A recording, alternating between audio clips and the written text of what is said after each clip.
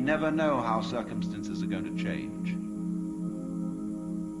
and how our need for different kinds of people changes. At one time, we may need very individualistic and aggressive people. At another time, we may need very cooperative, team-working people. At another time, we may need people who are full of interest in dexterous manipulation of the external world. At another time, we may need people who explore into their own psychology and are introspective. There is no knowing, but the more varieties and the more skills we have, obviously, the better.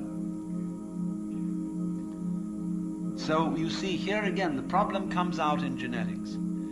We do not really know how to interfere with the way the world is. The way the world actually is an enormously complex, interrelated organism. The same problem arises in medicine because the body is a very complexly interrelated organism. And if you look at the body in a superficial way, you may see there's something wrong with it. It's chickenpox. And there's spots that itch that come out all over the place. Well, you might say, well, spots are there, cut them off. So you kill the bug. Well, then you find you've got real problems. Because you have to introduce some bugs to kill the bug. It's like bringing rabbits into Australia. And that starts going all over the place and getting out of hand. But then you think, well, now wait a minute. It wasn't the bugs in the blood. There are bugs all over the place. What was wrong with this person that his blood system suddenly became vulnerable to those particular bugs? His resistance wasn't up. Therefore, what you should have given him was not an antibiotic, but vitamins. Okay, so we're going to build up his resistance. But resistance to what? You may build up resistance to this and this and this class of bugs, but then there's another one that loves that situation and comes right in. See, we always look at the human being medically in bits and pieces because we have heart specialists, lung specialists, bone specialists, nerve specialists, and so on. And they each see the human being from their point of view. There are a few generalists, but they realize the human body is so complicated that no one mind can understand it. And furthermore, supposing we do succeed in healing all these people of their diseases,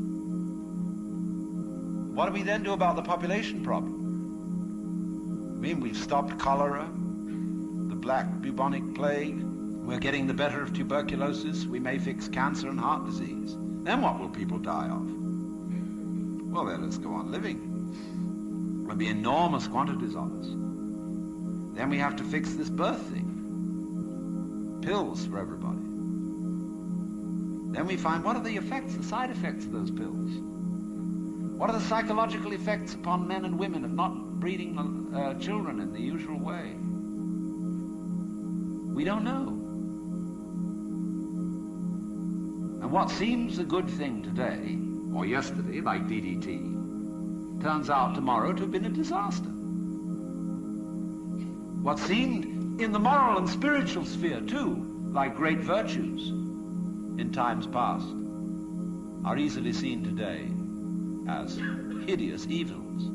Let's take, for example, the Inquisition. In its own day, among Catholics, the Holy Inquisition was regarded as we today regard the practice of psychiatry.